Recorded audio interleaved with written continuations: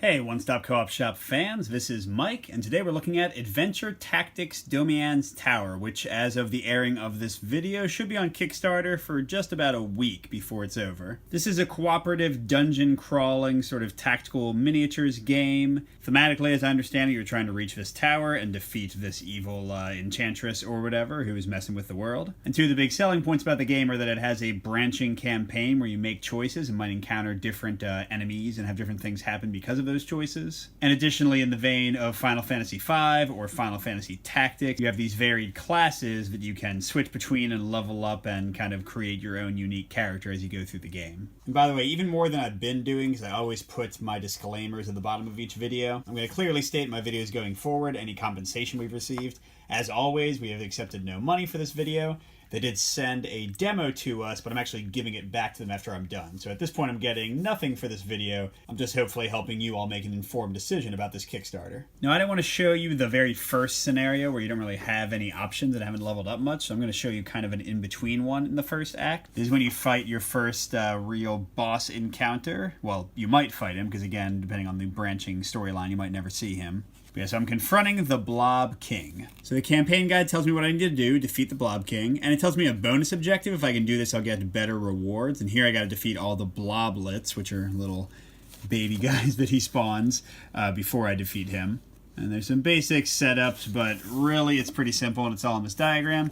The Blob King's going to be in the middle of these 4 tiles I put together, and then my 3 characters can spawn on any of these 6 yellow squares. It'll also give me all the special abilities of the Blob King and his Bloblets, but we aren't going to worry about that yet. So here's the Blob King in all his glory. He goes right dead center. The adorable little Bloblets are not in play yet. And then I need to place my 3 characters. So I've got the Rogue, I've got the Cleric, and I've got the Fighter. Now in the full game, these will be miniatures, but here they're just standees. But I think the enemies, except for the final boss, are always going to be standees. So let's see, I think I'll put the Fighter and the Rogue as close as I can to the guy to start charging him in melee. And I guess the Cleric will end up being in one of the corners trying to reach them as quickly as she can. Next I set up my 3 characters. I'm just going to show you one setting up my Rogue, and then I'll show you the results for the other 2 characters. So first let me show you the level up cards. So I started with this Rogue starter card because of the character I chose. It gives me a class feature. Nimble tells me how to build my initial deck because it's kind of like a deck builder in a way. Also gives my initial hit points. But we've leveled up twice since then. Now I could have gotten whatever I wanted. I could have made him a Rogue Wizard. I could have made him a Rogue Archer. But just for consistency and to kind of show you the higher level abilities, I made him a level 3 rogue. So each of these gave him additional abilities and cards, and it also changed his health. So we're going to mark that right now. He's got 7 plus 3 plus 3, 13 max health overall. For that, you just put him on these little cutouts. These are nice. No way they can get knocked. So 13, oh sorry, there we go, 13 life. We also have his class card. This tells what his basic attack die or dice are. So this is just a blue die. He can attack at range 1, and when he does a basic move, he moves 4 spaces. Additionally, he gets to start with a class feature card in play on his board. Here he's got the parry card. He can use it as a reaction. There's a little defensive reaction symbol to ignore a basic attack being made against him. Now, if I had branched out into other classes and had made him like a rogue archer, I would have more of these, and I could pick which one I want to start there, but for now I just have the basic rogue one. Additionally, you see there's a spot for weapon, armor, and accessory as you gain them. Right now, he only has a piece of armor. This is a hauberk that I took from a defeated enemy. And there's another reaction. When damaged, I can reduce the damage by a white die result. So that goes up on the armor spot. And the nice thing about these 2 cards is that they just hang out and don't use up space in my hand, as you're about to see, until I want to use them. Next, I can take up to 3 passive abilities and up to 2 dice abilities. I don't have that many, though. Got 1 dice ability, Backstab. I deal an additional black dive damage, which is pretty powerful to an adjacent target if another player is adjacent to them. So if I can kind of team up with the fighter, I can do a bunch of damage. And I've got 2 passives. I've got Sprint, which is +1 movement, so now his movement is actually 5. And Nimble, I can move 1 square at the end of my turn, which can often get him out of range. And again, all these cards are coming from the leveling choices I've made, including my deck right here.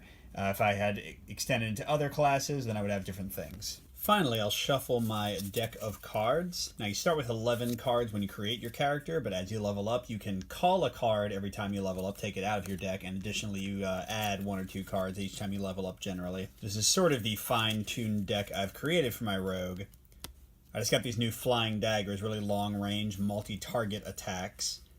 You'll have a bunch of basic attacks and basic moves. Those use the general statistics of your character to attack or move. Then I've also got some more movement, some more attacks, just some generally good cards in there. Finally, to fully set up my character, I draw 4 cards. So I got both my flying daggers and a basic move and a basic attack. That's pretty great. The only negative here is that I don't have more movement. So I'm actually going to, you can mulligan. I'm going to get rid of 1 flying dagger. There we go, I got a sidestep, which is a free movement. And I'll shuffle that back into my deck. So now I've got a couple cards that move me and a couple cards that attack, including a ranged one. To show you my other characters, I've got a Cleric. Her class feature lets her heal somebody for a white die +1. She can move 3 and shoot at 1 to 3 range for only a white die, so very weak at combat. She does have a dice bonus card here that every time she heals, she does an additional 1 die. She just got that, so now she's a much stronger healer. And there are 2 passives. As she ends her turn next to another player, she can move them 1 square. And she has +1 range with all her non-basic actions, so pretty much all her healing abilities and also her special attacks. She's got 16 life, so a bit more than the rogue. And then her deck is mostly healing prayers, which heal people, and divine flames, which deal damage and also weaken somebody, so they'll do half damage on their next attack. For her force, she draws one of the divine flames. Do note that if you use it, it's taken out of your deck for the rest of this encounter, so it's a one-use ability.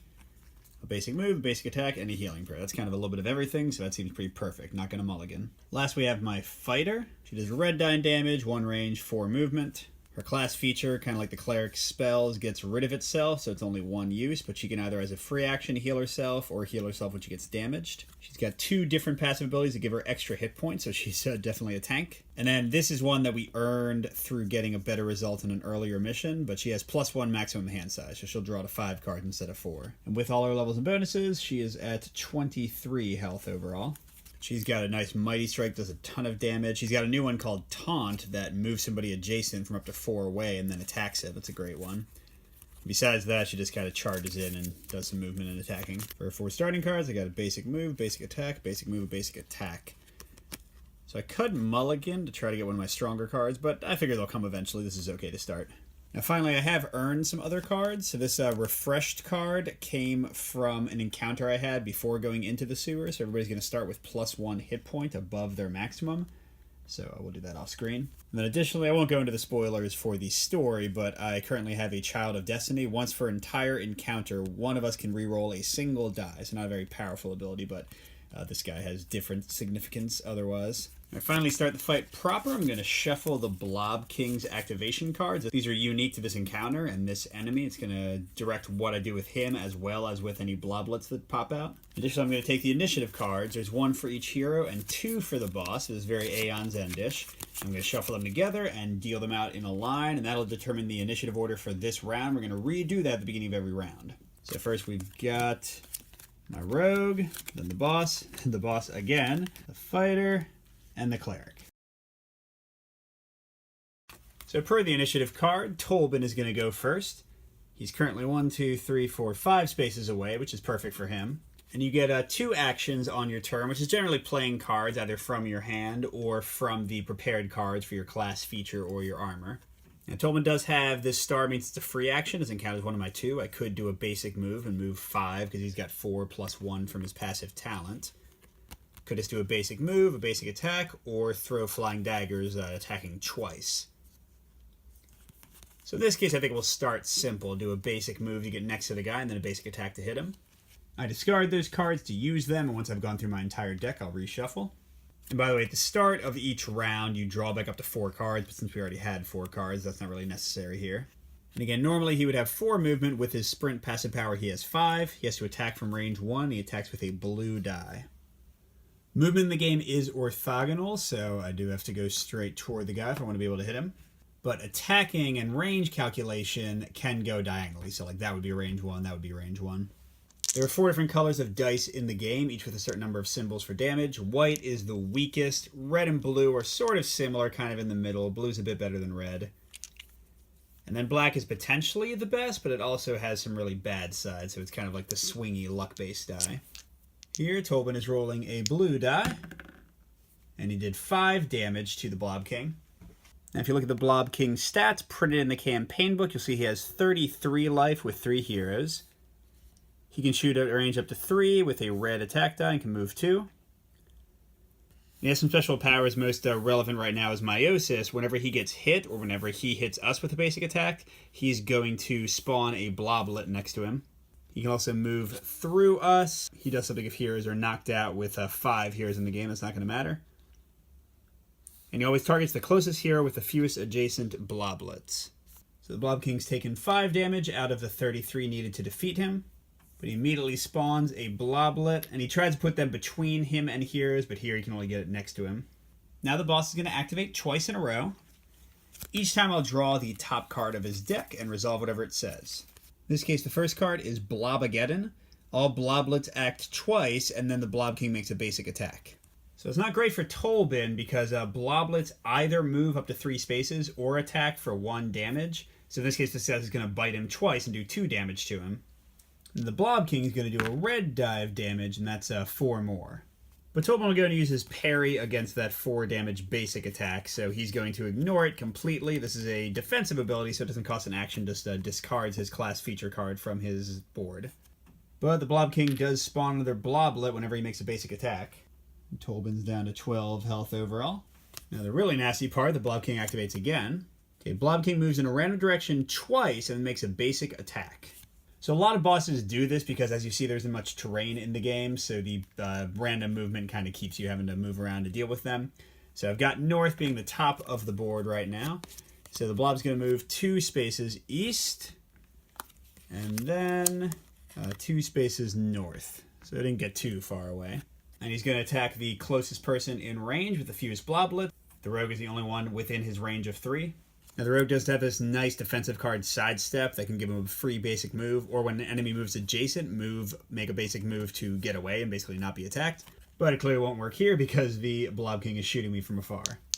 So, red die of damage. Lucky, only 2 this time. So that brings Tolbin down to 10 life. Now, by the way, if he is defeated, we have 2 revive potions between the entire team. We always have those for an encounter, so we can bring him back to life, and he won't be just out of it automatically. Now, if we lose somebody after we've used those revolve potions, then we're done for this encounter. And sadly, another guy spawned adjacent, and the Blob King wants him to be in between because he can't move through figures. Now it's harder to get to the Blob King. We're going to end the turn with my fighter and then my cleric, getting them in the battle. My fighter is clearly monstrously out of position. She only has 4 movement. I do have 2 basic moves. I'll note, by the way, that you can discard any card as an action to move half your basic moves, so that would be 2 for the fighter. But here she'll just use these 2 basic moves. So that's 1, 2, 3, 4, 5, 6, 7, 8. Get next to the Blob King. But she won't be able to actually try to hit him until next turn. And then for my cleric, who only has 3 movement, I only have 1 basic move and then some other cards. So she'll use the basic move to go 1, 2, 3. Remember, no diagonals. And then half is rounded down, so if she discards a card to move again, she'll only move 1, but it's better than doing nothing, so she'll discard her basic attack to move 1 more. Okay, we end the turn with a cleanup step, where we can discard 1 card to give us more options for new draws, and also status effects will go away. So I think the Cleric will get rid of her healing, so that she can hopefully get some moves to actually get into the action. Rogue's pretty happy with his daggers and his sidestep. He might use that to get rid of some of these Bloblets. And Fighter will keep 1 basic attack, but I think get rid of the other one because hopefully she can get some of her stronger weapons. Okay, our next turn begins with the draw phase. We're going to draw back up to 4. No, I just realized the Fighter should have had a 5th card. Okay, so, oh my gosh, I got Healing Prayer and Divine Flames, but no movement. We'll see if anybody's in range with her +1 bonus to range this turn. Tobin already had the sidestep and the flying daggers, and now he's got a basic move and a shank. That's a double attack on a single person. Not bad. And finally, the fighter has got her basic attack. I'm going to draw 4 more cards this time. Remember my ability correctly. Get a basic move. A charge is +1 movement, but you have to all go in the same direction. Oh, nice. I got a Mighty Strike. That's 2 red, and the target's slowed. That means he would only move 1 space this turn instead of 2. And then Taunt, the one that moves him next to me, does a basic attack. So all those should be pretty useful. Now we go to initiative. Remember, this is going to change every turn, and there are abilities that can like modify where you are in the initiative order, but I don't have any of those. Okay, starting with Tolbin again, boss again, fighter, boss, and Cleric's going to come in the end again. Okay, Tolbin's right in the middle of a bunch of friendly blobs here. But what's significant is that the fighter is still next to the Blob King. It means with his backstab skill, every time I attack, I'm going to deal an extra black damage if I'm also adjacent to the Blob King. So let's really take advantage of that and just try to smash this guy. So I'm going to use my free basic move that'll let me move up to 5 without using one of my 2 actions. And we'll just go around these blobs, 2, 3, 4. And then I've got some really nasty surprises for him. The Shank is going to do 2 blue dice, but plus a black die from the backstab. And then the Flying Daggers is going to be really ridiculous because I can do these against the same or different targets, but they're each a separate attack. So that'll be blue and black again. So this will be, what is it, 4 blue dice and 3 black dice total. I mean, heck, if I roll well, this might destroy him right away. Now, the negative of that will be that I won't have hit the bloblets at all. So if I just blast him completely, I won't get the side quest. But since I don't have any area of effect skills, if I had the wizard, I could just blast all these guys like with a single fireball. I don't have that, so this is kind of a tough side objective to complete anyway. All right, so we'll use the Shank first. So 2 blue plus the bonus black from backstab. Well, that didn't matter much, but that is still 11 damage. That means with the 5, that's 16 done so far. Now, Bloblet does go adjacent to the Blob King. And actually, I realized the adjacent to the Blob King part doesn't say anything about where it goes. We'll just put him over here. Okay, now Flying Daggers is going to spawn 2 more Bloblets because it's 2 separate attacks, but again, I'm getting the bonus black each time. Okay, first one. Oh, the blue didn't do that great, but that is 6. That's 9. So this is up to 25. And my second Flying Dagger attack is 6 more. So that's 31 out of his 33 life, although these bloblets are definitely coming around. All right, the boss is going to activate next, and then it looks like the fighter might be able to finish this guy off. So the card this time, it's another King of the Hill. He's going to move in a random direction twice and make a basic attack. That's nice because the bloblets won't hurt me at all. So first he's going to go southeast. So that's 1, 2. Second he's going to go northwest. Oh, well, he just likes to be right in the middle of us, I guess. Now, the Blob King is going to attack the closest person with the fewest bloblets adjacent. The fighter has 1 adjacent, and so does the rogue, so I get to choose. So I'll choose the fighter, of course, since she's not really hurt yet. And we get 2 damage. We get another bloblet next to her. Doesn't really matter. Well, I guess this will be a pretty quick playthrough. Now, the encounters are very quick, but this was kind of silly quick because the rogue did so much damage. So Roberta will go. So again, I could try to defeat all the bloblets and get the better success, but I don't really see that happening if he's going to spawn like 2 every turn. We just aren't that fast at defeating groups of guys. So, even though he's only got 2 life left, we'll just go ahead and do a little bit of overkill and do a Mighty Strike for the fighter. There we go. And 6 damage. So boom, that guy's dead. Now looking at how fast this went, I could re-record this playthrough, maybe do a different scenario. But one of the things I'm going to talk about in my review is the scenario balance and the leveling. So I want to kind of let this stay as it is. You still got to see how the game works. And usually if you don't have like a rogue doing tons of extra damage with backstab, you won't have this kind of a blowout result. Also, I'll note that I've kind of power leveled my characters in both the best and worst way. By having them stick with their same class and doing fighter skills and getting like fighter level 2, fighter level 3, I've gotten access to really powerful abilities that do more damage, like that dagger attack, like that Mighty Strike. But in so doing, I have not diversified, which doesn't let me open up myself to the strongest elite classes, which lets me kind of like level up into some crazy things. So I'm making the earlier scenarios easier for me, but not necessarily getting cool stuff for later. So that does kind of play into the balance here. So we won the encounter. We get to get some stuff from it. So first we get 1, 2, or 3 items from the Blob King's stash of 3 items. With 3 heroes, we're only going to get 1 of these. In this case, it is the Blob Hat, a better version of armor. So I guess I'll give that to the fighter, since she'll be the one taking most of the damage, theoretically. And a nice little touch is that the rest of these go to the market, so I can buy them later if I so choose. Now, additionally, I'm going to get a random perk from the Supply Perks deck. And in this case, I draw. Someone receives the Reach passive ability. So one of my characters gets this little perk bonus, +1 basic attack range. Seems to best fit my fighter, but she already has 3 passive abilities, so, You know, I think I'm actually going to give it to my Cleric, because she was having such a hard time catching up anyway. Next, we advance 1 level, but I'm going to show you what that looks like, because that's kind of one of the coolest things in the game. Because we got only the objective and not the bonus. Partial success, you have defeated the Blob King, but several of its bloblets slither their way into the drains below. You are free to proceed through the ornate door. Okay, so this is a fun part, kind of Gloomhaven-ish. We add the Blob King lives to the random encounter deck. So later on, we could have some blobs attack us in revenge. This will just like be in our mix of encounters, and we might see it. Kind of a fun thing. All right, and then finally we would go into the ornate room. We'll show you leveling first. But just to note that we would have gotten some cool stuff, some extra things if we had gotten the bonus objective. And even if we had failed, we still would have processed on, and we would have still leveled up, but different things would have happened because of that. So it does have kind of a Arkham Horror-ish card game where you kind of keep going on even if you fail generally. And finally, the last thing I want to show you is the leveling system in the game. So let's just look at my rogue who just leveled up and kind of show you how that looks.